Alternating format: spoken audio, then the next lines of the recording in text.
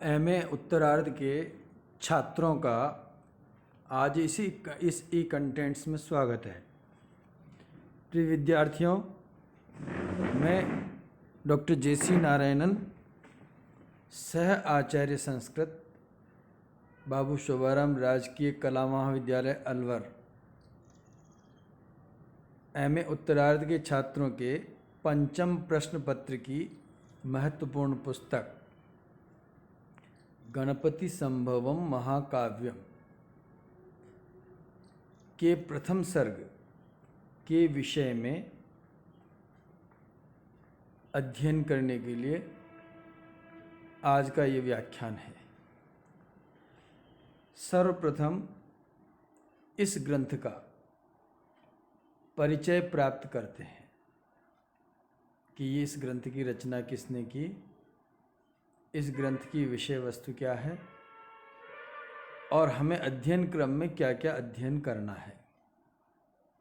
इन सभी बातों पर विचार विमर्श करके अंत में इसमें दिए गए कुछ प्रश्नों का या होमवर्क गृह कार्य आप सभी को करना है, जिससे कि अभ्यास के द्वारा यह ग्रंथ हृदयंगम हो सके। तो सर्वप्रथम इस ग्रंथ के रचयिता पंडित प्रभुदत्त शास्त्री जी हैं, जिन्होंने कुमार संभवम नामक ग्रंथ से प्रेरित होकर गणपति संभवम महाकाव्यम, क्योंकि कुमार संभवम में कार्तिकेय की उत्पत्ति किसी असुर विशेष को मारने या उसका वध करने के लिए भगवान शिव के पुत्र रूप में कार्तिकेय की उत्पत्ति के विषय को लेकर के कुमार संभवम नामक 17 सर्गों का महाकाव्य लिखा गया। उसी की अनुपालना में कार्तिकेय के अनुज भगवान गणपति की उत्पत्ति का उद्देश्य तथा महत्व तथा सांस्कृतिक जो संदर्भ है उनको प्रस्तुत करने के लिए इस ग्रंथ का प्रणयन किया गया है। गणपति संभवम, जैसा कि शब्द स्पष्ट है, गणपति की उत्पत्ति से संबंध महाकाव्य, अतः परंपरा की दृष्टि से और विषय वस्तु की दृष्टि से दोनों में साम्य है। इसलिए यह ग्रंथ अत्यंत सुंदर और श्रेष्ठ है, जिसका कि अध्ययन हम आज के इस संदर्भ में इस क्रम में करेंगे। यह काव्य 10 सर्गों में विभक्त है और 10 सर्गों के पृथक पृथक नामकरण भी इसमें दिए गए हैं। इस ग्रंथ की सूची पत्र में इनके नाम भी हमारे यहाँ उपलब्ध है। तो पहला सर्ग जो है वो हिमगिरी परिचय नामक सर्ग है। हिमगिरी परिचय का जैसे कि लक्ष्य पता चल रहा है कि हिमालय के वक्षस्थल कश्मीर और मस्तक नेपाल का वर्णन दर्शनीय है। इस सर्ग में कश्मीर और भारतीय राष्ट्र ध्वज की समानता और हिमालय पर खड़े भारतीय वीरों के स्वरूप को याद दिलाने वाले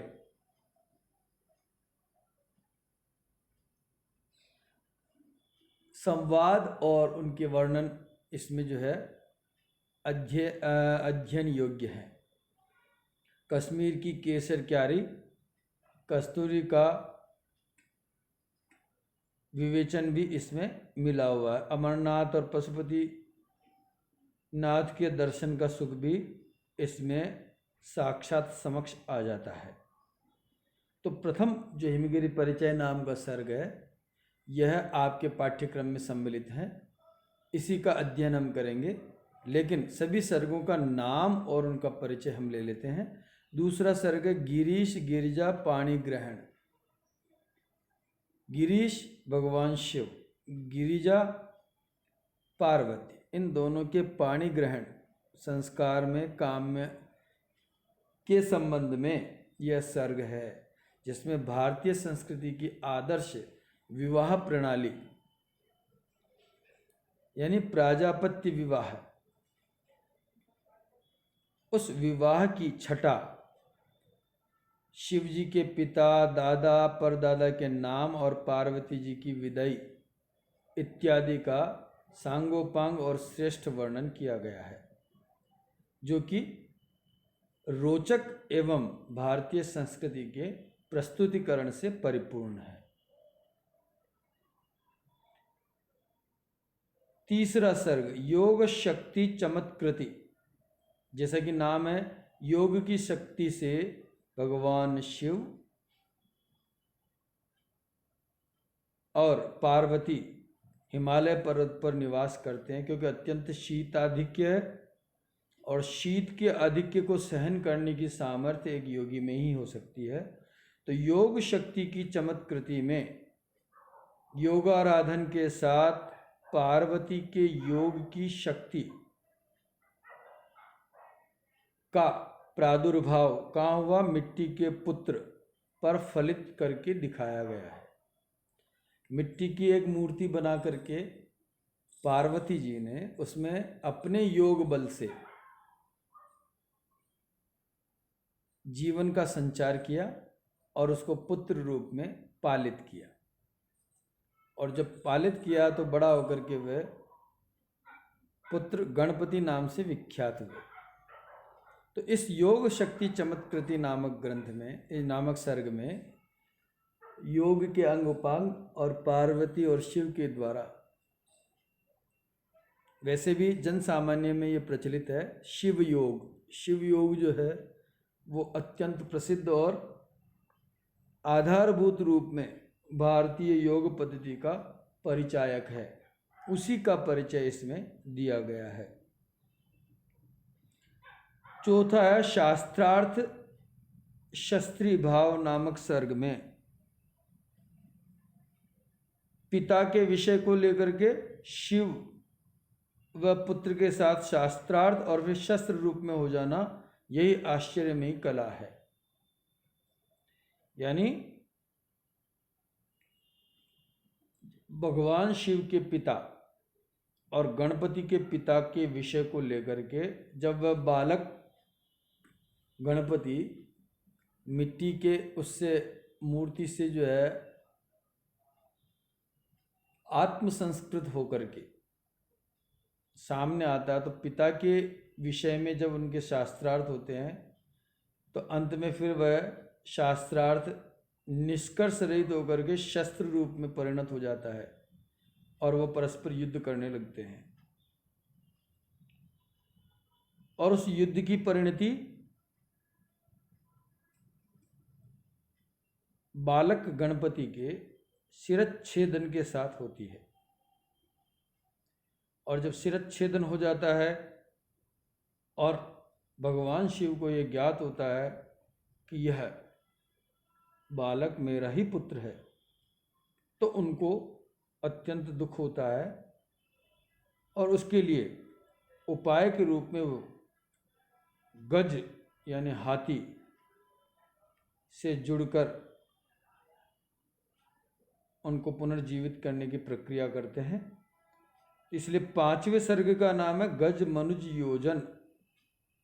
गज मनुज योजन का मतलब है हाथी और मनुष्य का संयोजन, यानी हाथी और मनुष्य से जुड़कर के खड़े होने का रहस्य एवं काशी के पंडितों की इसमें प्रशंसा है। अर्थात उनका शिरच्छेदन करने के बाद वो जो सिर मूल था वह उपलब्ध नहीं होने पर हाथी का सिर उसमें संयोजन करके उनको खड़ा किया गया और वर्तमान में जो गणपति जी का स्वरूप है वो हमारे समक्ष आया। इस सर्ग में काशी के पंडितों की भी भूरी भूरी प्रशंसा की गई है। वो विद्वज्जन हैं और संसार भर को आलोकित करते हैं अपने ज्ञान और वैदुष्य से। 6ठे सर्ग में परशुराम जी के द्वारा गणेश जी के दांत का तांत टूटने की कथा का वर्णन है। परशुराम जी और गणेश जी में विवाद होता है और परशुराम जी जब और गणेश जी के युद्ध होता है तो उसमें भगवान गणपति के दांत का अग्रिम हिस्सा टूट जाता है, इसलिए भगवान गणपति जी का एक नाम है एक दंत। एक दंत यानी एक दांत रह गया पूरा, एक दांत जो है उनका खंडित हो गया।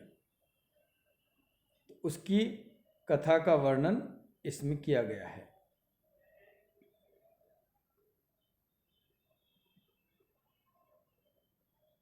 सातवें सर्ग में महाभारत लेखाख्यान, लेखाख्यान का मतलब लेखन कला की संबंधी आख्यान, अर्थात वेद व्यास जी ने महाभारत की रचना की 1,00,000 श्लोकों के रूप में। लेकिन उस 1,00,000 श्लोकों को लिखेगा कौन, इसके लिए उन्होंने आराधना की और भगवान गणपति जी को प्रसन्न किया। तो गणेश जी ने ये कहा कि मैं लिख तो लूँगा लेकिन मैं रुकूंगा नहीं, अगर रुक गया तो फिर मैं जो है आगे लिखना बंद कर दूंगा। तो वेद व्यास जी भी चतुर थे और उन्होंने कहा कि अगर तुम लिखोगे तो पहले सोच समझ करके लिखना, यानी उस श्लोक का अर्थ ज्ञात करना। अर्थ ज्ञात किए बगैर तुम उसको नहीं लिखोगे। तो गणपति जी ने कहा, गणेश जी ने कहा कि ठीक है, मैं उसका अर्थ ज्ञात करके ही लिखूंगा। तो गणपति जी का लेखन जो था वो अत्यंत तीव्र था, वेगवान था, जल्दी में लिखते थे। तो वेद व्यास जी जो भी श्लोक बोलते गणपति जी समझ करके तुरंत उसको लिख देते। तो इसलिए वेद व्यास जी को कठिनाई हुई, तो उन्होंने जो है चतुराई दिखाते हुए 500 श्लोकों के बाद एक प्रक्षिप्त नाम का श्लोक उन्होंने महाभारत में संयोजित किया। उस श्लोक में अर्थ बिल्कुल निश्चित नहीं था, तो गणपति जी उसके अर्थ को ज्ञात करने में संलग्न होते, तब तक वेद व्यास जी आगे के 500 श्लोक विचार कर लेते थे। इस प्रकार इस ग्रंथ की रचना हुई। और ऐसी ग्रंथ की रचना होने पर यह महाभारत का जो संपूर्ण स्वरूप हमारे समक्ष आता है, तो इसी को महाभारत लेखाख्यान कहा गया है। 7वें सर्ग में इस आख्यान का विस्तृत वर्णन है और इसमें अत्यंत सुंदर तरीके से उसको प्रस्तुत किया गया है।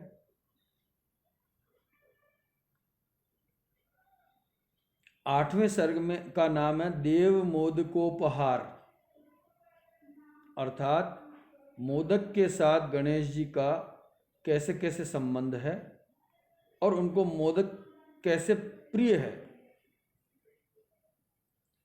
इस कथा का विवेचन इस सर्ग में किया गया है। वर्तमान में लड्डू का भोग गणेश जी को लगाया जाता है, तो मोदक प्रिय कैसे हुआ, इसका बड़ा रोचक ही वर्णन इस सर्ग में किया गया है। 9वां सर्ग है गण शासन। तो गण शासन के कारण ही भगवान गणेश जी का नाम गणपति हुआ। तो गण पहले जो है राजतंत्र यानी शासन पद्धतियाँ थी, उसमें गणतंत्रीय शासन पद्धति थी, यानी एक गण के शासक के रूप में सभी जन एक सभी जो गण के जो गणमान्य थे वो एक अपने शासक को निर्धारित करते थे, चुनाव करते थे और वही उनका सबका शासन व्यवहार संभालते थे। तो गण शासन की क्या प्रक्रिया है, क्या लक्षण है, उनकी विधि क्या है, स्थिरता की क्या उपाय है आदि का विशद विवेचन इस सर्ग में किया गया है, जो कि आधुनिक राजनीतिक विचारकों के लिए अनुकरणीय है। यानी गण शासन में किन किन कर्तव्यों और दायित्वों का निर्वहन सम्यकतया किया जाता है, इसी का विवेचन इस सर्ग में गण शासन के अंतर्गत किया गया है।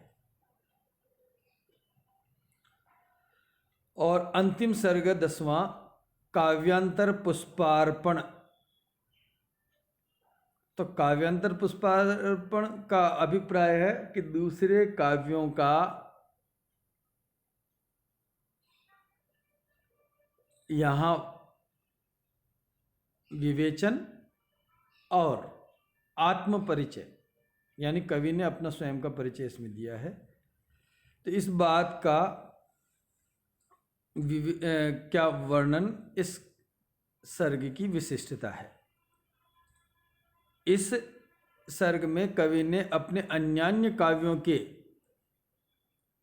कुछ कुछ उदाहरण दिए हैं, अपना परिचय दिया है बड़े मनोरंजक तरीके से, तथा हिमालय पहाड़ के पुत्री जन्म की उत्पत्ति, कैलाश में संधि विग्रह आदि नैतिक गुण, गण की सेवा, ध्यान समाधि की सरलता, शिक्षा आदि के अनेक अलभ्य लाभों की और प्रेरणा करता हुआ मातृभूमि के भक्ति के प्रसंग, ये सारी बातों का विवेचन इसमें अत्यंत रमणीय तरीके से किया गया है।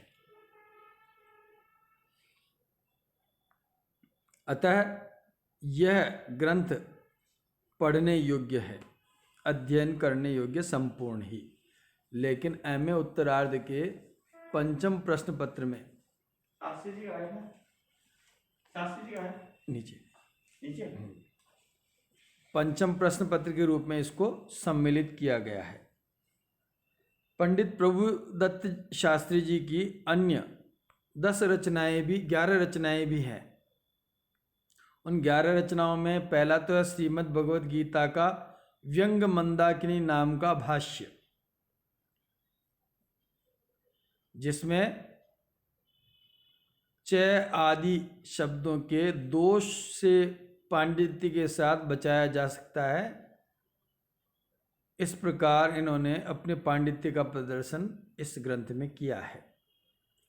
दूसरा ग्रंथ है विराट रूप दर्शन। ये इनका एक दूसरा ग्रंथ है, जिसमें गीता के 11वें अध्याय में भगवान कृष्ण का विराट स्वरूप जो वर्णन किया गया है, उस वर्णन को यहाँ पर विशेष रूप से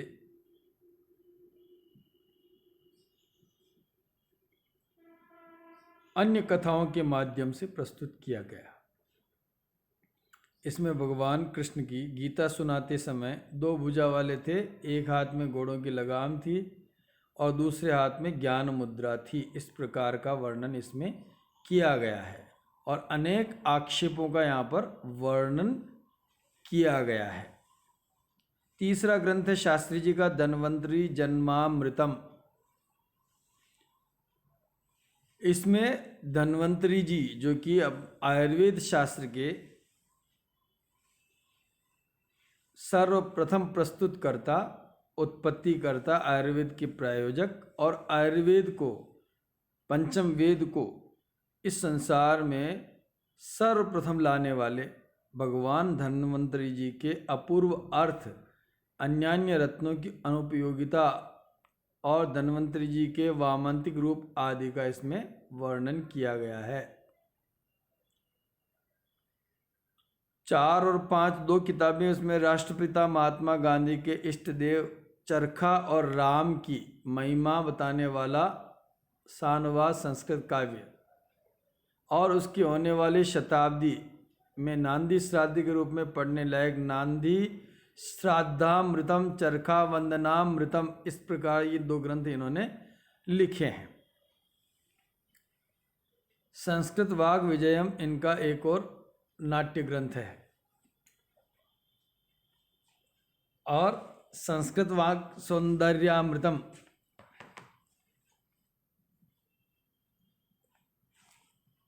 सुमन का राज चल रहा है।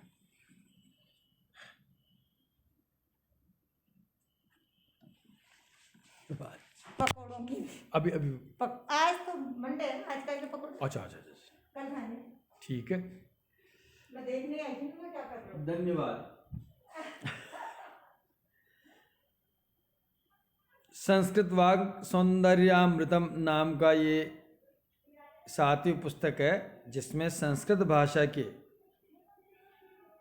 वाणी के सौंदर्य का वर्णन इसमें किया गया है। 8वीं पुस्तक है राष्ट्रध्वजामृतम, राष्ट्रध्वज को